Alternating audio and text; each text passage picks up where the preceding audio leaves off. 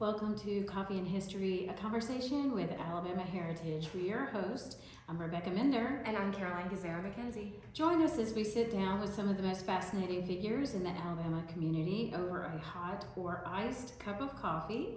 We'll explore the captivating tales of Alabama, stories that educate, inspire, and hopefully entertain. We're thrilled to have you here with us, as well as those who are watching us on our YouTube channel. Today, we took our podcast on the road. We are in Montgomery to talk with some of the folks at the Alabama Department of Archives and History.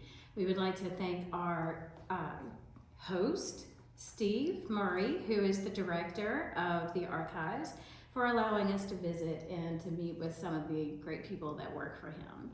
So, Caroline, before we start, we do have a segment called Did You Know? And I think you have a fun fact about this actual building. I think I do, and I'm really excited to share it with all of our listeners. So, did you know Alabama was the first to create a state-funded independent Department of Archives and History? Established in 1901, the archives was originally housed in the state capitol, where its collections were displayed in the legislative chamber when the House and Senate were not in session. Oh, random. So that means they actually had to pull them out. Yes. And then when the session came back in, then they took them away. Yes. So they must have not had very many archives at that time. But we obviously have expanded since then, our archives department. And Thomas McAdory Owen served as the department's first director from 1901 to 1920. So was he related to Marie Bankhead Owen? Yes. He was actually Marie's husband, and Marie succeeded him after his death at the archives. She was instrumental in securing federal New Deal funds to construct the building we now know today, that we are sitting in. That's incredible. And you know, they're doing so much more as we speak. The archives is working so hard to do some new exhibits and doing lots of construction. And I know nobody can hear this on the radio or on YouTube because it's so quiet in this room, but down the hall there's like jackhammers going and saws and all sorts of things. So there's a lot of things happening and I can't wait to see what happens. It's so cool to see what they're creating right now. But our next guest would know probably even more about the history of the archives, don't you think? I think so. So let's hope so. Let's hope so.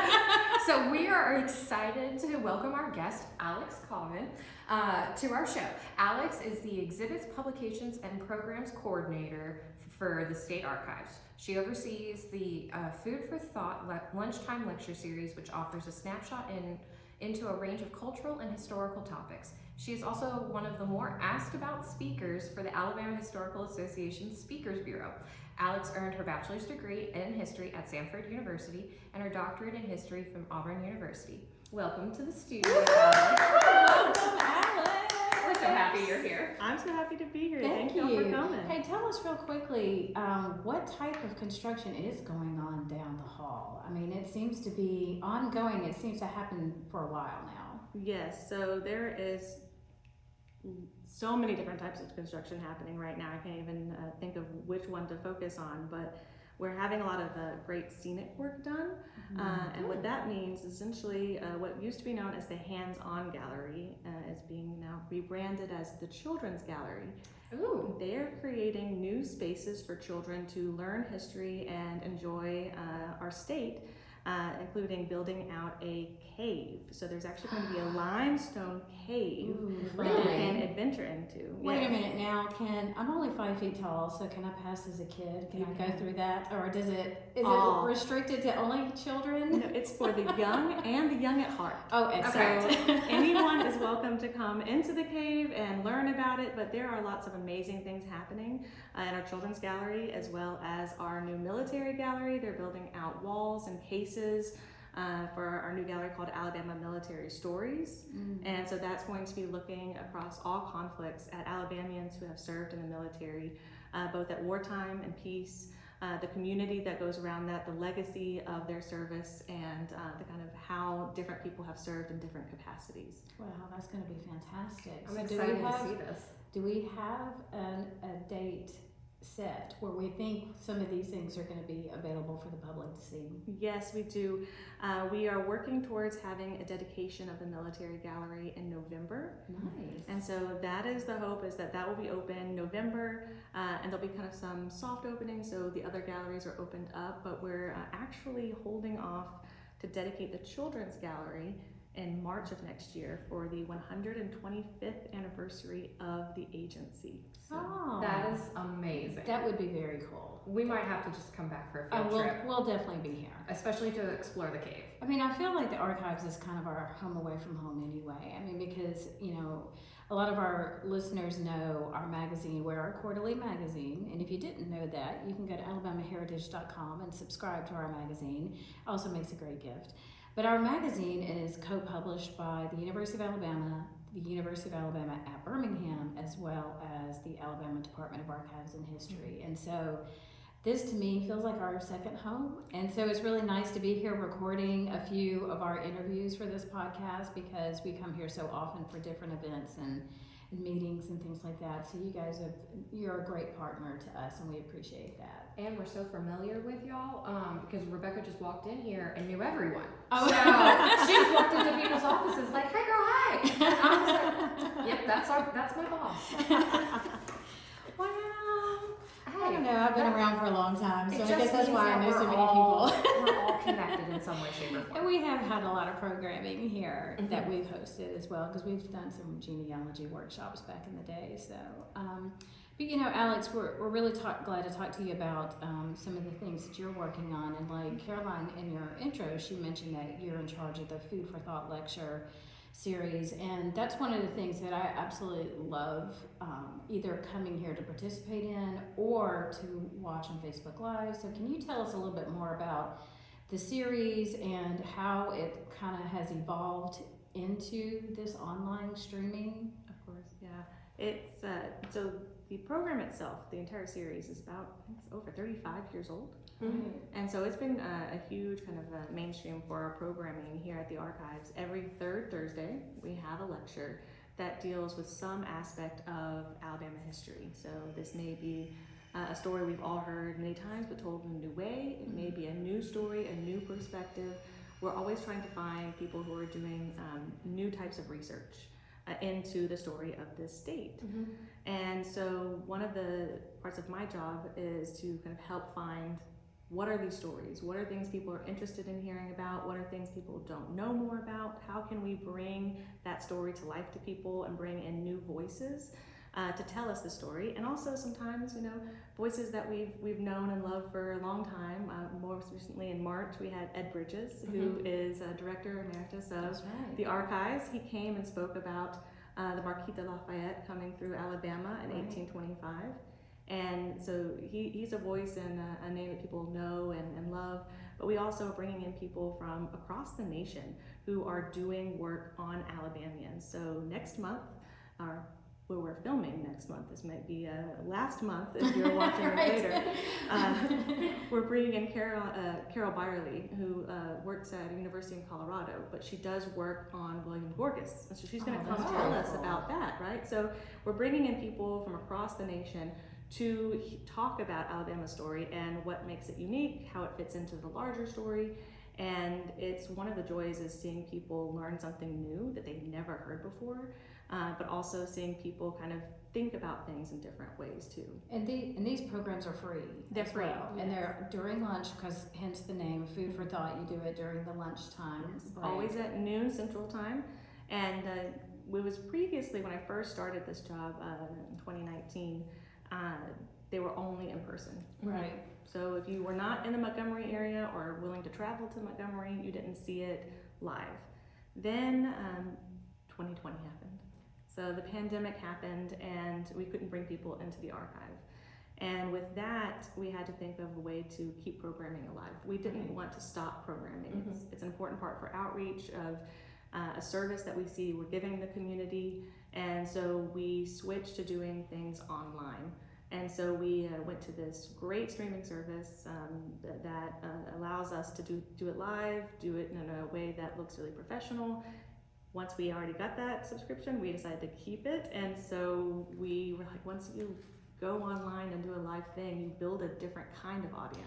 Right, Yes. and we've found that as well. As like even with this podcasting, you know, we're reaching a different audience than we normally would have with a print magazine, and but also we're trying to do the same things that you guys are doing and telling stories that we may not be able to do in the print magazine because you're limited with word count, right?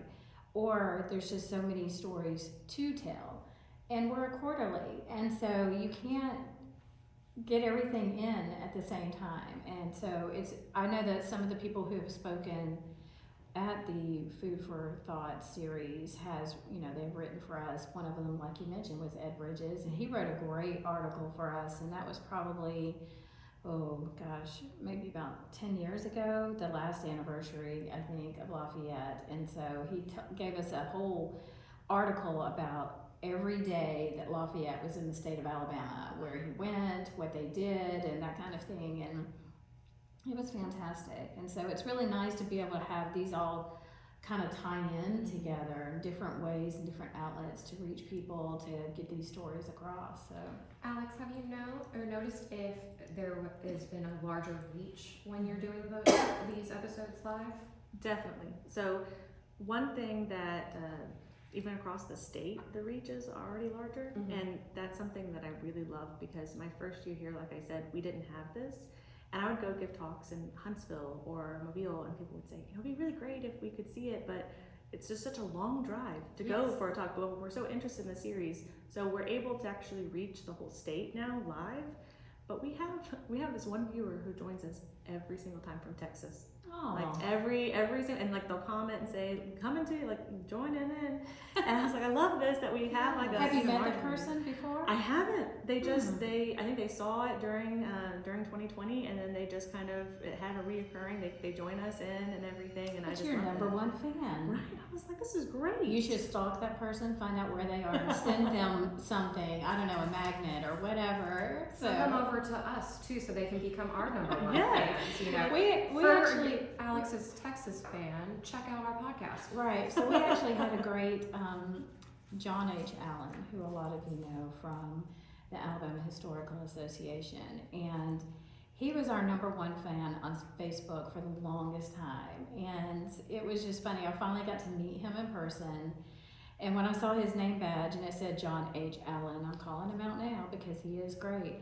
And I said, oh my gosh, you're our number one fan, because he always commented on our posts or shared it or had some great insight to add to the post. And so of course I had to have my picture taken with them, and then we posted it on social media and said, hey, here I am with our number one fan. So it's great when you can build an audience like that, because like you said, they would not be able to, a person from Texas, not able to come and see these events in person. So it makes, you know, we are all so, you know, proud of the work that we're doing here and the work that we're seeing and being done around the state. right. And to be able to have a platform where people can see it even beyond our borders, that's amazing. Yeah. Because I think so frequently people don't realize what's happening within Alabama. And Right. it's like, hey, there are a lot of like really great research being done, a lot of stories that we're telling that haven't been told before. And if you kind of discount that, then you don't get to see how complex and interesting our history is. And it gives us a way to kind of show that off. Right. And it definitely ties into the department's campaign of Our Stories Live Here, which is true. Our Alabama stories live within the Department of Archives. And then you guys are wonderful to help provide content for the magazine. So there's several people who have written from the archives, written for the magazine. And we have a department that's called From the Archives. And each time it's something different and something unique, which I absolutely love, because again, it's bringing those stories out and bringing these pieces, archival pieces out for everybody to enjoy if they can't physically come here. So has there been any particular exhibits that you personally worked on that still stick with you today, that you think, not that necessarily it was in the magazine, but just something that you've worked on over the years that you thought, wow, I'm never going to forget that. It was just monumental. That's so hard, because every single exhibit that you do or event that you plan, and a little bit of you kind of goes into that, and, Right. and so that they all kind of feel in the end kind of like your little research babies, if you will, Yeah. right? It's like, it's my baby, we're gonna put it all up, but then we have to eventually take it down. And I will remember you forever. Thank goodness for photographs. Right, and videos and programs. And not being in 1901 where you would have to move everything back and forth. Back and forth. We have photographs of things in the Senate chamber or the House chamber, and it's just amazing to me because they filled that to the gills. Like they were like everything was in that chamber, and then thinking about having to remove it and then bring it back and then remove it. But see, that again, it would break my heart because, like you said, you put so much into putting an exhibit together, but you want to kind of keep things fresh, and I know you want to, evolve around to all the different things that you can highlight.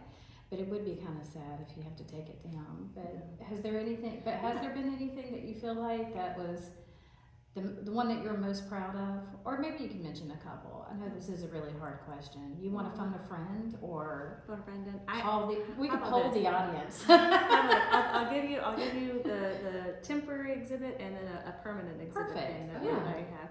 So for temporary exhibits, one of the ones that prior to me kind of getting in this position, so before I was the programs curator, before I became the coordinator, and the one I had the most kind of active part in was for the women's suffrage centennial. It was supposed to be 2020. Yes. We commemorated it in 2021, and so it was 100 years of the 19th Amendment, women getting the right to vote, and we did an exhibit called Justice Not Favor Alabama Women and the Vote, and I had a lot of hand in doing some of the research for that, and one of my favorite things was learning more about Bossy O'Brien Hunley. She was a suffragist from Birmingham, and she wrote all about, she was a legislative chair, so she was writing petitions to the legislature about why they should be able to make an amendment and pass an amendment for women at the state level. So she was trying to get something on state constitution. But she was at a barbecue one day, and Tom Heflin, who was like a congressman, was there, and he got up and kind of made a comment about women's suffrage and like not liking it and blah blah blah blah blah. And she didn't back down. She stood right up, looked at him, and was like, "I'd like to make a comment." She might be my hero. Good for her. And she just called him out at this barbecue, called him out and like explained her side of the story and everything. And there's this back and forth, and he doesn't really know how to respond because he was not ready for her to actually say something back to him. And he makes this like, women give an inch and then they'll take a mile kind of situation, and makes a joke. But she was someone who was completely fearless with things like that, and we actually have one of her dresses. Ooh. So we got to put it on display, and every time I looked at it, I just thought of, a woman who, in a time where you're supposed to be quiet and you're supposed to kind of take a step back, who she came forward and said, no, I'm going to say it, even if it's at a barbecue and it's this, I'm going to speak up for what I think is right, and I'm not intimidated by people who are in power. Right. And there was something really powerful about seeing that and seeing her dress that she got in suffrage colors, because she made it she was all in on that, and she was going to make it a whole part of, she was going to get it, and I love that. And another part of that I'll kind of loop around for that exhibit that was really meaningful to me is that we said, in Alabama, you can't stop in 1920, right? Because not all Alabama women have the right to vote. Yes. Right, exactly. And so we looped around and connected that early suffrage movement to the voting rights movement of the 1950s and 60s. And the thing that just always, every time I gave a tour in there, that almost made me get really emotional every single time, was there was a shoe. Okay. It was a Converse sneaker. Okay. Worn by Betty Anderson, and if you have met her, she's in Camden. She's amazing, wonderful storyteller, and she has her own museum there. She wore that sneaker. Oh, sorry. She wore that sneaker on the Selma to Montgomery March, and the bottom of the sneaker has a hole in it because it got worn. And she talks about that, her and her brother stopped. She was 16 or 17, and her brother stopped, and she wasn't sure if she could keep going. And this other woman comes up, hands her Cracker Jack box, and says, "Put it in your bottom of your shoe. Let's keep walking." And Well, that's practical. right? Yeah, that's incredible. I just looking at a shoe, and it's something that so for me working here was amazing. It is seeing artifacts, seeing documents, and you might see it and be like, oh, it's just a shoe with a hole, but it has a story. Right. And what the story tells you is you might say Selma to Montgomery, but you can see it in that shoe, and you can see the determination. And once again, we have another woman who saw something really important and didn't let the obstacles in front of her stop her. Excellent. And so just seeing those two things and that whole exhibit was something I thought was just really That's powerful. such a great And story. that was only a temporary exhibit? That was only a temporary. Is it going to come back around for all of us who would like to see it today? We do have it. It was scanned and it's up online, so you can go and We do look have at it digitized. Okay, We do have and it where digitized. can we find that? If you go to the archives website, archives.alabama.gov, and you can look at visit, and it has our online exhibits, our past exhibits. If you go to past exhibits, there are special online exhibits only. If you go to past exhibits, you can go there and see the Matterport scan of it. Perfect. Nice. So, Yeah, I love that you guys have been able to, and we're going to talk more about this too with some of our other guests that we're going to have on the show about the digital assets. But it is really nice to be able to have the opportunity to see some of the other things that you wouldn't be able to have room to store and to display, Yeah. because they're going to have to be packaged up.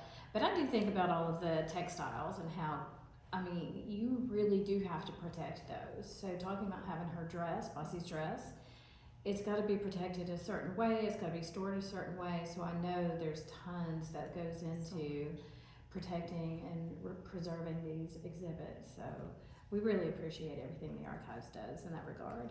we really do, but I am going to change the direction of our conversation just a little bit, because as I was digging up research on you, I found your dissertation from Here we go. at Harvard, and it truly fascinated me as I was trying to read it, understand it a bit. So could you tell us more about your study, about and how it helped your understanding or the country's understanding of the Creek Nation? Yeah, of course. So very kind of generally speaking, my dissertation was focusing on matrilineal kinship networks. So not everyone knows, but a lot of the groups in the Southeast were matrilineal. And what that means is that they understood family as coming from the mother's line. Right. Okay. And so, you know, sometimes it can get kind of confusing because we, in a Western understanding, kind of have a more patrilineal understanding of family. I always explain the remnant of that kind of patrilineal is that when a woman gets married, she took the name of her husband. Right. Right? Yeah. And that's still a kind of a custom that's a part of that patrilineal. Children take the name of their father. And this had, in historically, kind of legal ramifications. So children were the property of the father, and the woman was the property of her husband. And that's in kind of English common law that kind of came over to the United States. So when Europeans were interacting with Native Americans, in particular those in the Southeast, so think the Muskogee Creek, the Choctaw, Chickasaw, Seminole, Cherokee, they were matrilineal, meaning the child belonged to the woman's family. So fathers were a part of the child's life. They were, you know, a figure in their life. They had a relationship with them. But a young man was going to learn what it meant to be a man from his maternal uncle.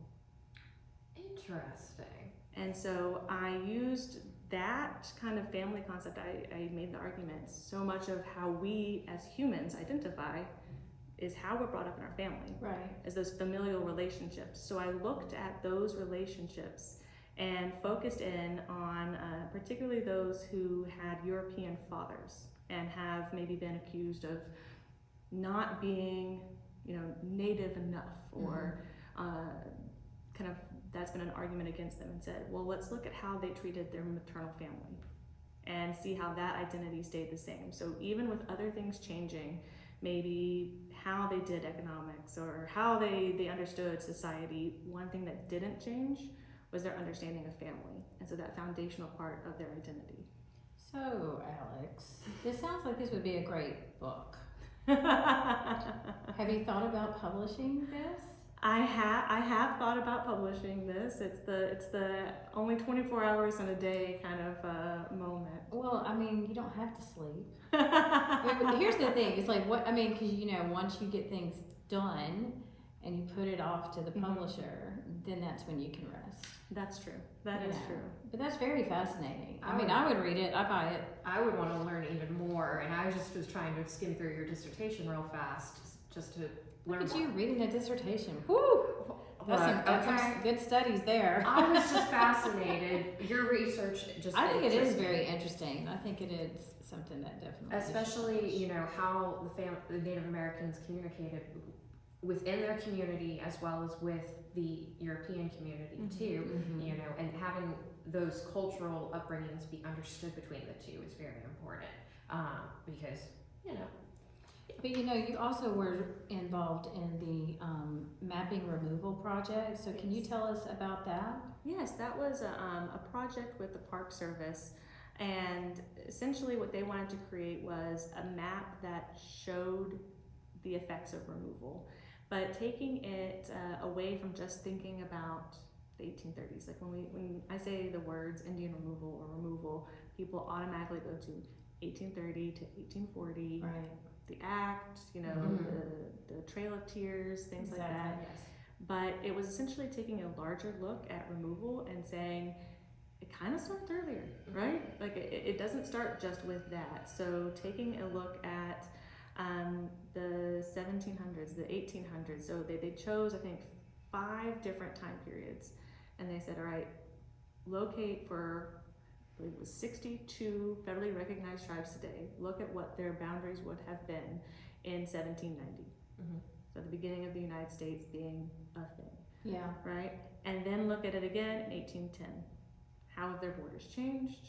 What are the treaties that went into that? Now look at it at 1820. And then finally look at it at 1840. So it was essentially creating a composite map that would show borders shifting and changing and show removal in a different way. So it's showing it in a longer scope.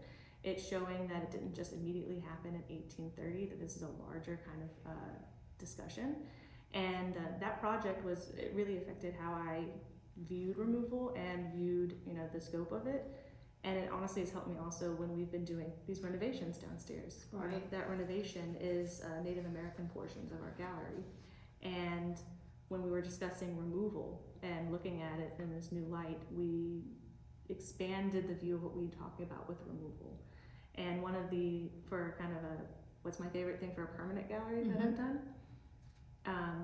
working with our tribal advisory group about how we're changing our perspective of Native Americans in our gallery, and in particular for removal and the experiences of removal, expanding out what we mean by that and saying like this is not just something that happens in 1830, there's a whole context for it. Yeah. But we've also commissioned this work, and I'm so excited about it. I'm so excited to show people it. A Muskogee artist, Johnny Diacon, has done a original piece of artwork for the archives. Nice. That will show kind of the experience of removal from his perspective. Oh, that's going to be so And powerful. It is. He's already shown us kind of the work for it, and I told him, I was like, this is hauntingly beautiful, is the only way to explain it. And so that mapping project that I did back in graduate school was in some ways a basis for being able to enter this conversation for the exhibit. And you can find those maps still on the park's website, and it's completely just fascinating what the research that was done, especially during 1790 to 1810. That just was really interesting to me. So go check it out if you're hearing this. Excellent. Having a moment. Sorry. We had a really weird pause there. Sorry, I also bumped the mic with my chin. That's okay. We're allowed to have a little moment. Alex, you and I met at AHA, the Alabama Historical Association's annual meeting. We got to sit next to each other at the reception. So can you share with us what you most enjoy about your areas of research, especially when you were presenting at AHA? Yeah. So my particular area of interest obviously is Native American history with a focus on Muskogee or Creek history. Mm-hmm. So I love doing research into both the society, the stories that get shared and things like that. And when I'm giving a presentation, one of my favorite ways to do it is to kind of turn everything on its head. So it's like, this is what you've been taught in the textbook. Now let's think of it from a different perspective. Let's look at how they would have identified themselves instead of how we are identifying them. And I do that by using stories that were passed down to understand how they viewed their society and importance of things. So that's one of my favorite parts of presentations. What I love about this job is that it has encouraged me that may be my favorite, but maybe I have other favorites. Right.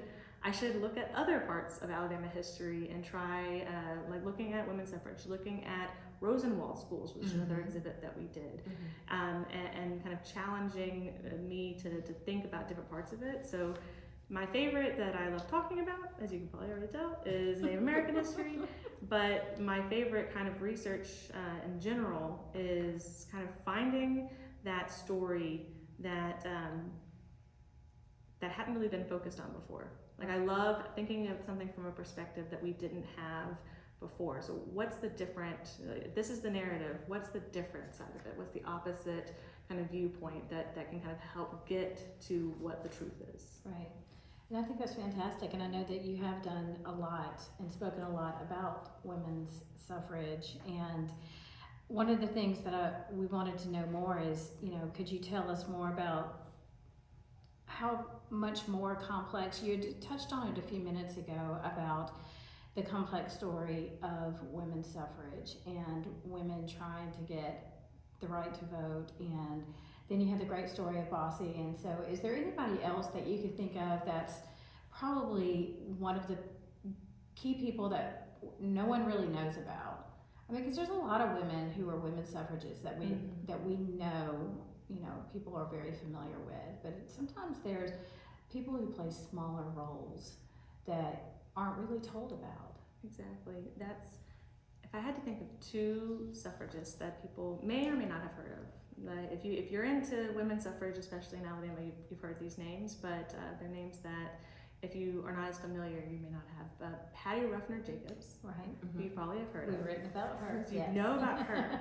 And so she is someone who always stands out because she went to the national movement, right? So she is one of the connections between Alabama and the National American Women's Suffrage Association. They really should have come up with some pithier titles. Right.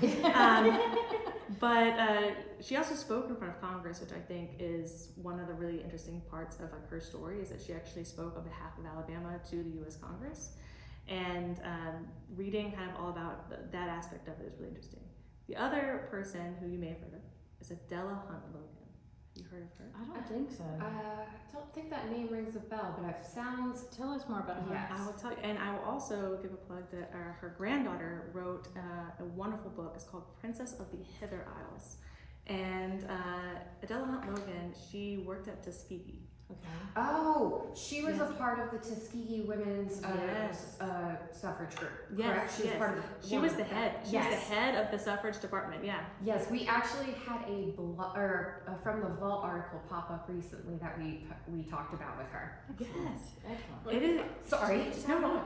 She to me is someone who her story and her granddaughter has written her story, and her granddaughter's name is Adele Alexander. She is Adela Hunt Logan. Her granddaughter is Adele Alexander, and she is somebody who was not only crossing the state versus national, but she's also crossing racial borders. Mm-hmm. So she is of Cherokee, African, and white descent, but as part of Alabama, she was considered a woman of color, right? And so she's treated, she has segregation, all those kind of same laws were applying to her. Exactly. But she was able to enter into spaces that were reserved for white women to try to argue that you should include African American women in this conversation. She was writing stories, she was going to conventions that she wasn't allowed to go to, and putting herself at risk in order to kind of have this be a huge part of her work. And she was someone in the Tuskegee Women's Club who was saying, hey, we need to remember this is a big deal. Suffrage is a big deal. And to varying degrees, people were like, yeah. Well, now Patty Ruffner Jacobs, Yeah. we actually unveiled a bust of her downstairs at the Yes. archives, right? So in the bust room, I don't know what you call it. Is that the main The foyer? statuary The hall. statuary hall. Sorry. No, it's okay. And we tried to be fancy. So there's two women that were Mhm. unveiled. Was this Yes. last year, 2 years ago? I think it And- was 2021. Yeah. And so Patty Ruffner Jacobs was one, and who was the other one? Amelia Boynton Robinson. That's right. All right. So And she was she's part the of the voting rights at exactly. Yes. So it was great to have. Those were the very first two women who were part of Yes. Statuary Hall, and I think that's And fantastic. I loved that they were kind of unveiled as a part of that. Two women, two different generations fighting for the right to vote.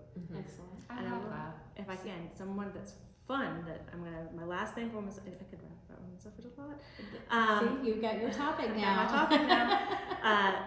Something else I'm going to point out is the thing that people frequently don't think about with women's suffrage and is surprising is the anti-suffrage movement that was led by women. Yeah. And I frequently get that question, and it's an important part of the story in Alabama, only just because the anti-suffragists kept winning at the state level. So suffragists tried 3 different times to get a suffrage law passed, and all 3 times the state legislature said nope. And the leading person for that was Nina Pinkard. And I bring her up just because she's someone, I mean, you gotta talk about all aspects of Alabama history, Right. not just the ones that, Words you know, and all. right? She's also someone who got involved on the national level. Like, she was in Nashville, Tennessee at that last vote trying to make sure that they did not pass or ratify the 19th Amendment. And so she is someone who worked diligently against women's suffrage, but it's another part of an Alabama story. I mean, to that's just understand. amazing to me that, you know, anybody who would fight against, any female who would fight against women's rights.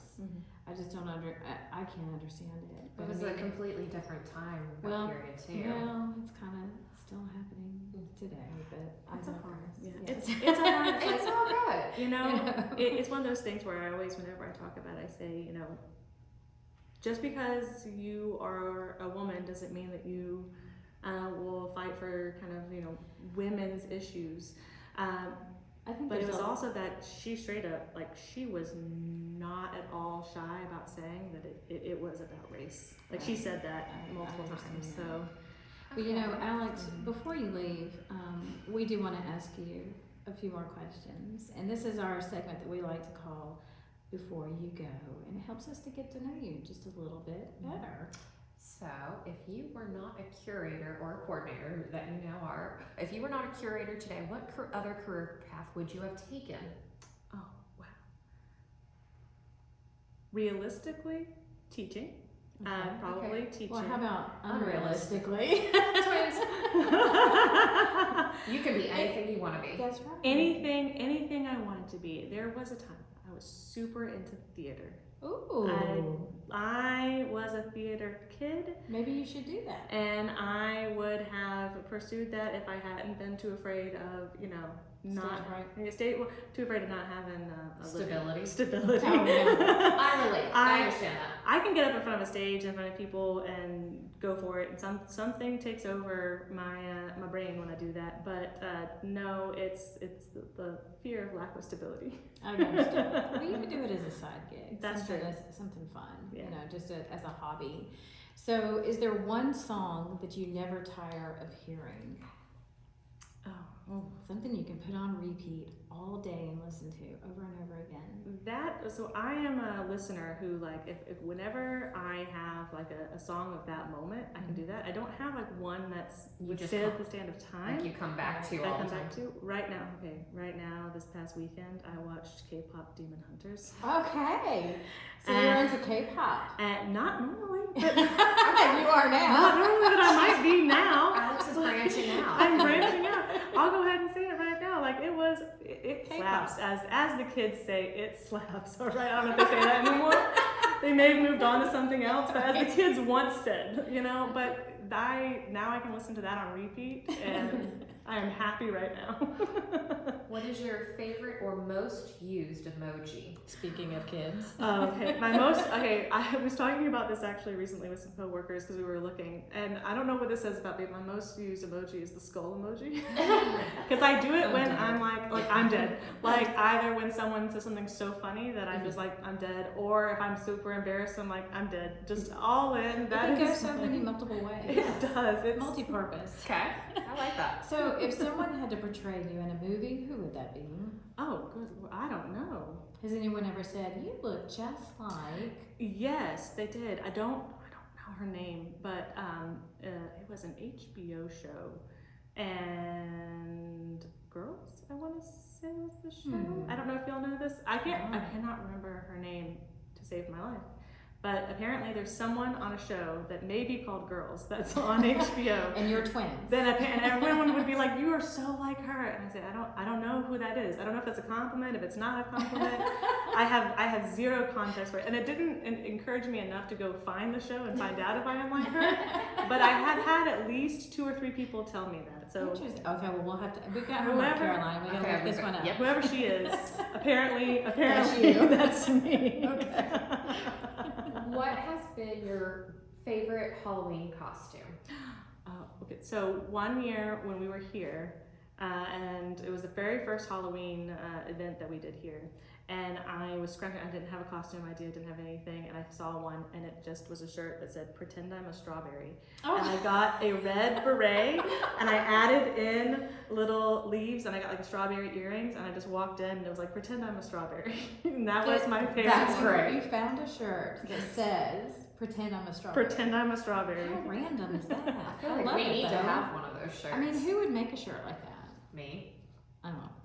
Well, maybe was it yours at one point? No, it wasn't. But if we need to make shirts, I can do that. What was your first concert? Well, my very first concert was Aaron Aaron Carter. Aaron Carter. May he Back rest in peace. I know. I know it was a sad day, but when he passed. But it was I was 6th grade, and Nice. Aaron Carter concert. And I went in liking him, and then got the fervor of the crowd, and we were all like, "We love you so much." I felt it. You Was know, that during the time where there was that song "Wanna Beat Shaq"? Yes. Okay. Yes. I was a little bit younger than that, but I remember that song, and I remember Aaron Carter like being all about that, and then his tour. Yes. And I just remember it was like Backstreet Boys were, I think, no longer a thing. So it was like he's like this remnant of like the Backstreet Boys because his brother was a part of it, and so everyone was like all in.